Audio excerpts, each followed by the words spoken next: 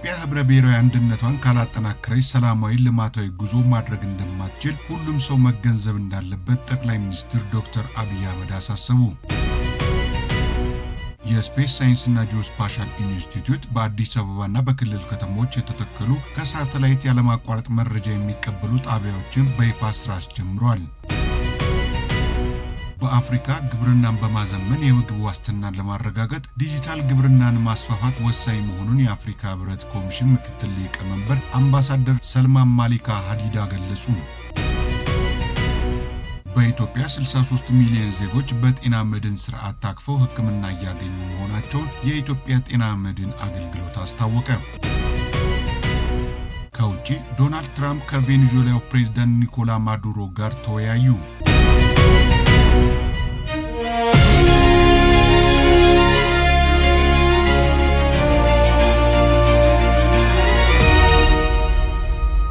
ሰላም ጤና ይስጥልን። የተወደዳችሁ የሐሳብ ሚዲያ ወዳጆች እንደምን ውላችኋል? ይህ ሐሳብ ሚዲያ ነው። ለሚቀጥሉት ጥቂት ደቂቃዎች ከሀገር ውስጥና ከውጭ ከተሰሙ ጉዳዮች አበይት ብለን የመራረጥናቸውን እናጋራችኋለን።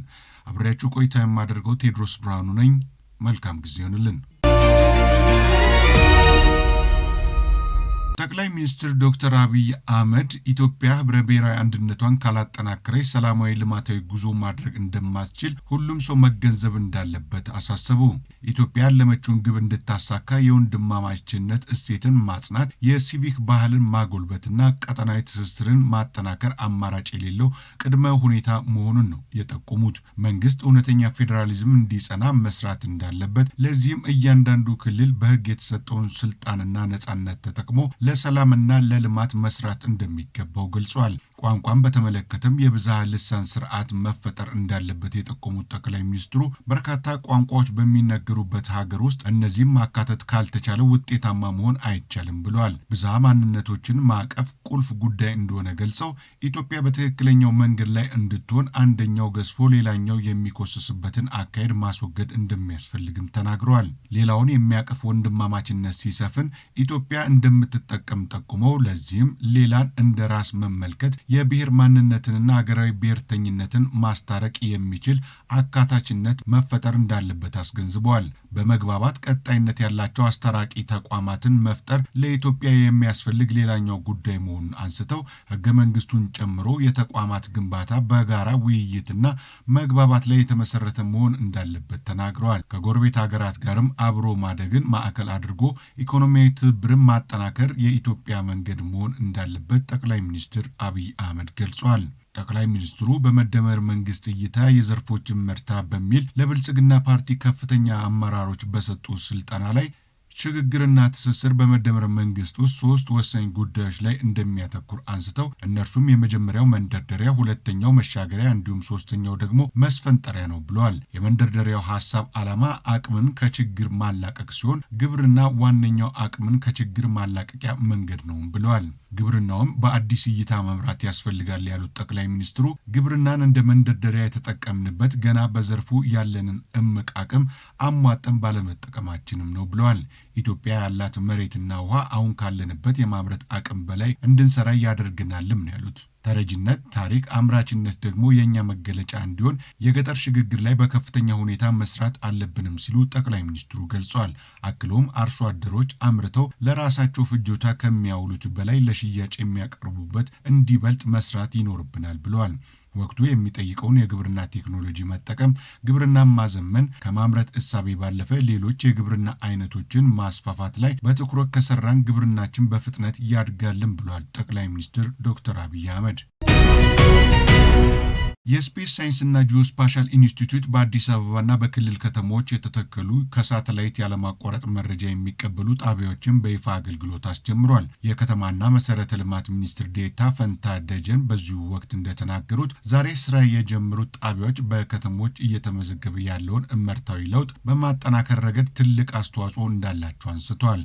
በተለይም ከተሞችን በፕላን እንዲሁም በከተሞች ያለ መሬትን ቆጥሮ መዝግቦ በፍትሃዊነት ለመምራትና የቅየሳን ትክክለኛነትን ለማረጋገጥ የላቀ ፋይዳ እንደሚኖረው ጠቁመዋል። በመረጃ ላይ የተመሰረተው ውሳኔ አሰጣጥን በማዳበርና ተጠቃሚዎች በቀላሉ ፈጣን አገልግሎት እንዲያገኙ ያስችላሉ ነው ያሉት። የከተማና መሰረተ ልማት ሚኒስቴር በቀጣይም 14 ከሳተላይት ያለማቋረጥ መረጃ የሚቀበሉ ጣቢያዎች ወይም CORS ለመገንባት እየሰራ እንደሚገኝም ገልጿል። የኢኖቬሽንና ቴክኖሎጂ ሚኒስትር ዴኤታ ሙሉቀን ቀሬ በበኩላቸው የዲጂታል ኢትዮጵያ 2025 ስትራቴጂ ለዲጂታል ልማት መሰረት የሆኑ ቁልፍ ስኬቶች እንዲመዘገቡ ማስቻሉን ጠቁመዋል። የቴክኖሎጂ መሰረተ ልማት ግንባታ ላይ ሰፋፊ ተግባራት መከናወናቸውን በማንሳት በቀጣይም ሚኒስቴሩ ከሳተላይት መረጃ የሚቀበሉ ጣቢያዎችን ለማስፋፋት በትብብር እንደሚሰራ ጠቁመዋል። የስፔስ ሳይንስና ጂኦስፓሻል ኢንስቲትዩት ዋና ዳይሬክተር ዶክተር አብዲሳ ይልማ በበኩላቸው ዛሬ ስራ የጀመሩት መረጃ ተቀባይ ጣቢያዎች ዘመናዊ ቴክኖሎጂ የተሟላላቸው ናቸው ብለዋል።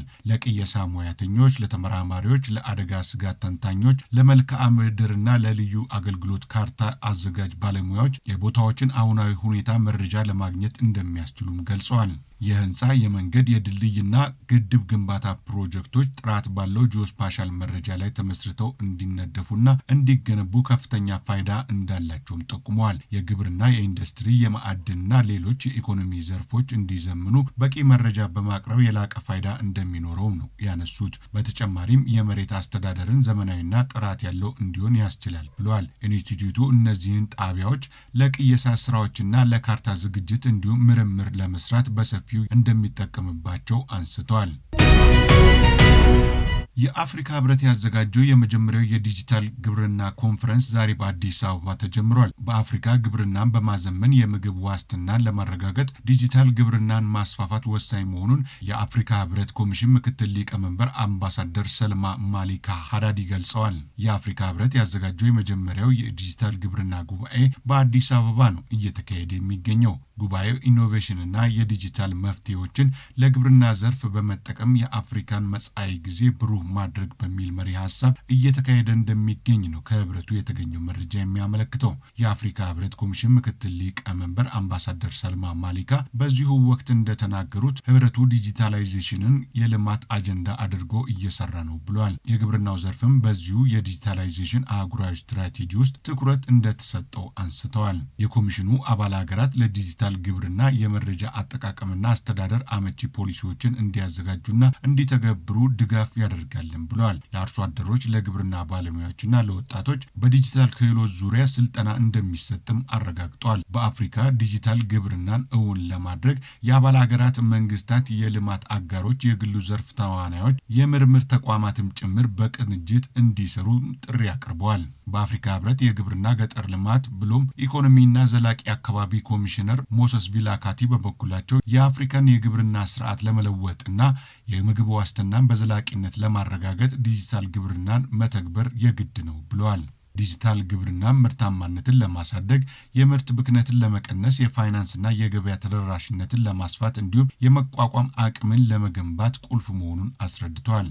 ወጣቶች የአፍሪካ የምግብ ዋስትናን ለማረጋገጥና ለኢኖቬሽንና ለዲጂታል ግብርና ትኩረት እንዲሰጡም ጠይቀዋል። የግብርና ሚኒስትር ዴኤታው ዶክተር ኢፋ ሙለታ በበኩላቸው ኢትዮጵያ በግብርናው ዘርፍ ትራንስፎርሜሽን ለማምጣት ዲጂታል ግብርናን እንደ ቁልፍ ስልት ወስዳለችም ብለዋል። መንግስት ከተለያዩ ባለድርሻ አካላት ጋር በመተባበር ዘርፉን ለማዘመን የተለያዩ ስራዎችን እያከናወነ እንደሚገኝም ገልጿል። የግብርና ኤክስቴንሽን አገልግሎትን በስማርት ስልኮች አማካኝነት ተደራሽ ማድረግ፣ ትክክለኛው የግብርና መረጃዎችን በአንድ ቋት መያዝና ማዘመን ላይ እየተሰራ ነው ብለዋል። የግብርና ግብዓትን ተደራሽ ማድረግ ከማሳ እስከ ገበያ ባለው ሂደት ውስጥ ያሉ የባለድርሻ አካላትን ቅንጅት ለማጎልበት ዲጂታላይዜሽን ላይ መሰራቱንም ተናግረዋል። የግብርና ስትራቴጂው ከአጀንዳ 2063 እና ከረጅም ጊዜ የአፍሪካ ልማት እቅድ ጋር የተጣጣመ መሆኑንም ነው ህብረቱ የገለጸው። በኢትዮጵያ 63 ሚሊዮን ዜጎች በጤና መድን ስርዓት ታቅፈው ሕክምና እያገኙ መሆናቸውን የኢትዮጵያ ጤና መድን አገልግሎት አስታወቀ። አገልግሎቱ የ2017 በጀት ዓመት አፈጻጸምና የ2018 የአዲስ አባል ምዝገባና እድሳት መጀመሩን አስመልክቶ መግለጫ ሰጥቷል። ስለ አገልግሎቱ ማብራሪያ የሰጡት የኢትዮጵያ ጤና መድን አገልግሎት ምክትል ዳይሬክተር የአምሮት አንዱዓለም በ2018 የማህበረሰብ አቀፍ የጤና ተደራሽነትን ለማሳደግ በትኩረት እየተሰራ ነው ብለዋል። የማህበረሰብ አቀፍ የጤና ተደራሽነት ማለትም በወረዳዎች ተደራሽ ለማድረግ በተሰራ ስራ በ2017 በጀት ዓመት 1195 ወረዳዎችን በአዲስ ተጠቃሚ ማድረግ ተችሏል ብሏል። በ2018 በጀት ዓመት በትግራይና በሶማሌ ክልል በሚገኙ 125 ወረዳዎች የጤና መድን አገልግሎት ለማስጀመር መታቀዱንም ተናግሯል። ምክትል ዋና ዳይሬክተሯ አክለውም በሀገሪቱ እየተተገበረ ባለው የጤና መድን ስርዓት 63 ሚሊዮን እማወራዎችና አባወራዎች በአባልነት ታቅፈው አገልግሎቱን እያገኙ መሆኑን ጠቅሰዋል። ከነዚህም ውስጥ ከ13 ሚሊዮን በላይ የሚሆኑት በ2013 በጀት ዓመት በአዲስ የተቀላቀሉ መሆናቸውን አንስተዋል። በበጀት ዓመቱ በአዲስ ከተቀበሉት አባላት ውስጥ 4.3 ሚሊዮን ዜጎች ለጤና መድን አባልነት የሚከፈለው መክፈል የማይችሉና በመንግስት እየተደጎሙ የሕክምና አገልግሎት በማግኘት ላይ መሆናቸውን ጠቅሰዋል። ለጤና መድን አገልግሎት የሚከፈለው ክፍያ ከክልል ክልል ከከተማ ከተማ የተለያየና ፍትሐዊ ያልነበረ ነበር ያሉት ወይዘሮ ያምሮት አሁን ዜጎች በ3 ደረጃ ተመድበው በአቅማቸው ልክ ከፍለው አባል እንዲሆኑ በማድረግ ችግሩ ተቀርፏል ብለዋል። ክቡራትና ክቡራን የሐሳብ ሚዲያ ወዳጆች መረጃዎቻችንን እየተከታተላችሁ ስለሆነ እናመሰግናለን። አሁን ከውጭ የመረጃ ምንጮች ካገኘናቸው ዜናዎች አንዱን በስፋት እናጋራችኋለን። ዶናልድ ትራምፕ ከቬኔዙዌላው ፕሬዝዳንት ኒኮላስ ማዱሮ ጋር ተወያይተዋል። በምን ጉዳይ ተወያዩ? አደም ያሲን በዝርዝር ተመልክቶታል። Donald Trump says the airspace above Venezuela is to be closed. The U.S. president is stepping up his feud with Venezuela's leftist leader Nicolas Maduro over alleged drug running through the Caribbean. ለወራት የአሜሪካ ጦር በካሪቢያን ባህር እንዲሰፍር በማድረግ በአደንዛዥ ዕፅ አዘዋዋሪዎች ላይ ጥቃት ሲያስፈጽሙ የነበሩት ቬኔዙዌላን ለ12 ዓመታት ያስተዳደሩትን ኒኮላስ ማዱሮን ከስልጣን ለማንሳት ጥረት እያደረጉ እንደሆኑ ሲነገርላቸው ቆዩት ትራምፕ $50 ሚሊዮን ጨረታ ካወጡላቸው ፕሬዝዳንት ጋር በስልክ ተወያይተዋል።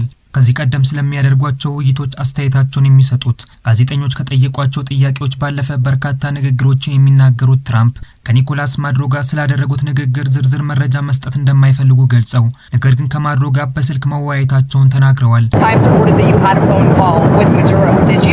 I don't want to comment on it. The answer is yes. And can you tell us a little bit about it? No, I can't do that. ፕሬዝዳንቱ ከኒኮላስ ማዱሮ ጋር ያደረጉት የስልክ ውይይት ጥሩም ነው መጥፎም ነው አልልም በማለት አስታውቀዋል።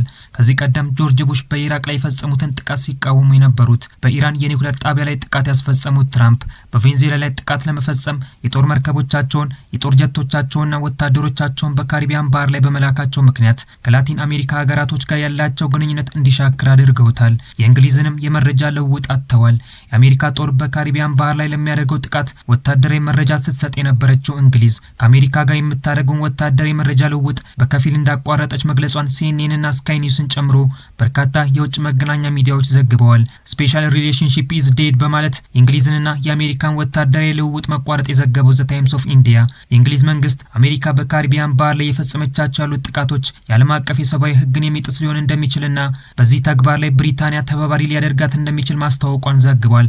ከአሜሪካ ጋር የምታደርገውን ወታደራዊ መረጃ ልውውጥ በከፊል ያቋረጠችው ዩናይትድ ኪንግደም በኔቶና በሌሎች ተቋማት ላይ ከዩናይትድ ስቴትስ ጋር የምታደርገውን ወታደራዊ መረጃ ልውውጥ እንደምትቀጥል ዘ ታይምስ ኦፍ ኢንዲያ በዘገባው ላይ አስታውቋል።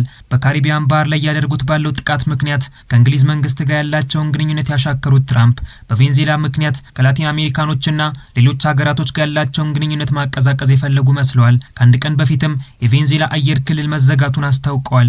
የቬኔዙዌላ አየር ክልል ሙሉ በሙሉ የተዘጋ ነው ተብሎ ሊታሰብ ይገባል በማለት ያስታወቁት ትራምፕ በጉዳዩ ላይ ግን ዝርዝር ማብራሪያ ከመስጠት ተቆጥበዋል። የትራምፕ መልእክት ተከትሎ መግለጫ ያወጣው የቬኔዙዌላ የውጭ ጉዳይ ሚኒስቴር የትራምፕ አስተያየት ሌላ ከልክ ያለፈ ህገወጥና በቬኔዙዌላ ህዝብ ላይ የተፈጸመ ፍትሃዊ ያልሆነ ጥቃት በማለት ያወገዘ ሲሆን ዩናይትድ ስቴትስ የሌላ ሀገርን የአየር ክልል ለመዝጋት ህጋዊ ስልጣን እንደሌላት አስታውቋል። በአሜሪካ ጦር ጥቃት እንደሚፈጸምባቸው በቤተ መንግስታቸው ተቀምጠው ሲሰሙ የነበሩት የቬኔዙዌላው ፕሬዝዳንት ኒኮላስ ማዱሮ ከአደንዛዥ ዕፅ አዘዋዋሪዎች ጋር ምንም አይነት ግንኙነት እንደሌላቸው ሲናገሩ ቆይተዋል። የአደንዛዥ ዕፅ አዘዋዋሪዎችን ለመዋጋት ለ3 ወራት ጦራቸውን በካሪቢያን ባህር ያሰማሩት ኒኮላስ ማዱሮንም ከስልጣን ለማንሳት የአሸባሪዎች ኃላፊ የሚል ስያሜ በመስጠት ፕሬዝዳንቱን የተቹት ትራምፕ በካሪቢያን ባህር ላይ የሚያደርጉት ጥቃት ማዱሮንን ከስልጣን ለማንሳት የታሰበ እንደሆነ ሮይተርስ በዘገባው ላይ አስፍሯል። ለሮይተርስ ዘገባ ማጠናከሪያ ደግሞ ፕሬዝዳንት ዶናልድ ትራምፕ በቅርቡ የአሜሪካ ጦር በቬኔዙዌላ ላይ የምድር ጥቃት እንደሚፈጽም ማስታወቃቸው ነው።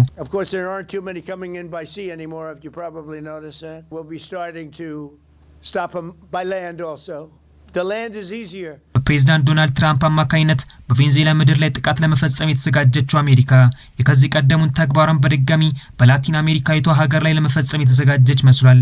ከዚህ ቀደም በፈረንጆቹ አቆጣጠር 1959 የኩባው መሪ ፊደል ባቲስታን ከስልጣን አስወግደው ወደ ስልጣን የመጡት ኮሚኒስቱ መሪ ፊደል ካስትሮ ከስልጣን እንዲነሱ በአሜሪካ ጦር ሴራ ሲጠነሰስላቸው ቆይቷል። በፈረንጆቹ አቆጣጠር 1960 የአሜሪካ ፕሬዝዳንት ተደርገው የተመረጡት ጆን ኤፍ ኬኔዲ ፊደል ካስትሮን ከስልጣን ለማስወገድ ውሳኔ አስተላለፉ። ፕሬዝዳንቱም ፊደል ካስትሮን ከስልጣን ለማንሳት ጦራቸውን ወደ ካሪቢያን ባህር ቢልኩም ነገር ግን ፊደል ካስትሮን ከስልጣን ማስወገድ አልቻሉም።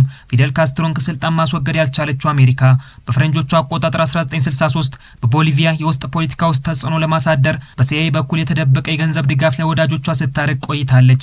ይህንንም ተግባር በቦሊቪያ ፈጽማለች። በ1964 ህዳር ወር ላይ ቪክቶር ፓዝን ከስልጣን ያስወገደው የቦሊቪያ ጄኔራል ሬኒ ባሪስቶስ ከአሜሪካ መንግስት $410,000 ድጋፍ እንዳገኘ ያንን መፈንቅለ መንግስት አስታውሶ ዘገባ የሰራው አልጀዚራ ይፋ አድርጓል። በቦሊቪያ መፈንቅለ መንግስት ያደረገችው ዩናይትድ ስቴትስ በ1975 በሲአይኤ አማካኝነት ኦፕሬሽን ኮንዶራ የተባለ ስያሜ በመስጠት በ6 የላቲን አሜሪካ ሀገሮች ላይ መፈንቅለ መንግስት ለማድረግ ስትሰራም ቆይታለች። አርጀንቲና፣ ቦሊቪያ፣ ብራዚል፣ ቺሊ፣ ዩራጓይና ፓራጓይም በአሜሪካ አማካኝነት የውስጥ ፖለቲካቸው ሲታመስ ቆይቷል። ታዲያ በእነዚህ የላቲን አሜሪካ ሀገራቶች የውስጥ ፖለቲካ ላይ እጇን ስታስገባ የነበረችው አሜሪካ ያኔ መንግስቷና ፕሬዝዳንቷን ከስልጣን ያላስወገደችባትን ቬኔዙዌላን ለመውረድ ተዘጋጅታለች። ፕሬዝዳንት ዶናልድ ትራምፕም የቀድሞዎቹን የአሜሪካ መሪዎች አይነት ተግባር ለመፈጸም የቋመጡ መስለዋል።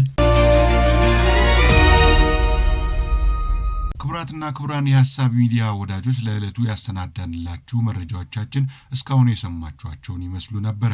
አብራችሁን ስለነበራችሁ አመስግነናል። በሰላም ዋሉ።